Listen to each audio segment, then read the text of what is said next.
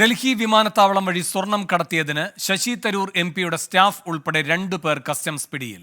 500 gram സ്വർണമാണ് ഇരുവരിൽ നിന്നുമായി കണ്ടെടുത്തത്.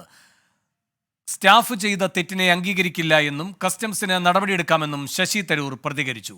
CPIM-ഉം കോൺഗ്രസും സ്വർണ്ണക്കടത്തുകാരുടെ മുന്നണിയാണെന്ന് BJP നേതാവ് രാജീവ് ചന്ദ്രശേഖർ വിമർശിച്ചു.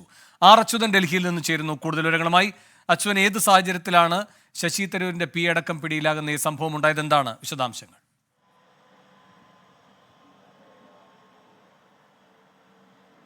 വേണു, ഇന്നലെയാണ് ഈ സംഭവം ഉണ്ടായത്. ഡൽഹി വിമാനത്താവളത്തിൽ സ്വർണ്ണക്കടത്ത് നടത്താൻ ശ്രമിക്കവെയാണ് കസ്റ്റംസ് 2 പേരെ കസ്റ്റഡിയിലെടുത്തത്. അതുമായി ബന്ധപ്പെട്ട അതിൽ ഒരാൾ ഈ ശിവകുമാർ പ്രസാദ് എന്ന് പറയുന്ന വ്യക്തിയാണ്. എന്നാൽ അദ്ദേഹം ശശി തരൂരിന്റെ PA ആണെന്ന് അവകാശപ്പെട്ടതായാണ് കസ്റ്റംസ് അറിയിക്കുന്നത്. ഇതിലിപ്പോൾ ഒരു പ്രതികരണം ശശി തരൂർ തന്നെ നടത്തിയിട്ടുണ്ട്. അദ്ദേഹം തന്റെ മുൻ സ്റ്റാഫ് അംഗമായിരുന്നു. അദ്ദേഹത്തിന് മേൽ ആരോപിക്കപ്പെട്ടിട്ടുള്ള തെറ്റ് അതൊരിക്കലും അംഗീകരിക്കുന്നില്ല. മറിച്ച് ഇതിൽ അന്വേഷണം നടക്കണം, ശക്തമായ നടപടി ഇതിന്റെ ഭാഗമായി സ്വീകരിക്കണമെന്ന് കൂടിയാണ് ശശി തരൂർ പ്രതികരിച്ചിരിക്കുന്നത്. ഏതാണ്ട് 500 ഗ്രാം സ്വർണമാണ് ഇരുവരിൽ നിന്നും കണ്ടെടുത്തിരിക്കുന്നത്. ഇതിപ്പോൾ BJP വലിയ വിമർശനം ഈ വിഷയവുമായി ബന്ധപ്പെട്ട ഉന്നയിച്ചിട്ടുണ്ട്.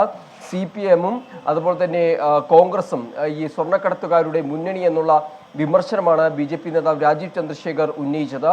ഒപ്പം നേരത്തെ മുഖ്യമന്ത്രിയുടെ സെക്രട്ടറിയാണ് സ്വർണ്ണക്കടത്തുമായി ബന്ധപ്പെട്ട അറസ്റ്റിലായെങ്കിൽ ഇപ്പോൾ ഒരു MP-യുടെ PA ആണ് അറസ്റ്റ് ചെയ്തത് എന്നുള്ള വിമർശനം കൂടിയാണ് ഉന്നയിച്ചിരിക്കുന്നത്. മറ്റൊന്ന്, ഈ കേസുമായി ബന്ധപ്പെട്ടുള്ള തുടരന്വേഷണം അത് കസ്റ്റംസിന്റെ ഭാഗത്തുനിന്ന് പുരോഗമിക്കുകയാണ്. അച്യുതനാണ് ഡൽഹിയിൽ നിന്നും വിവരങ്ങൾ നൽകിയത്. വിധി ദിനത്തിൽ 24 മാജിക് ജൂൺ 4 ചൊവ്വാഴ്ച രാവിലെ 5 മണി മുതൽ 24-ൽ.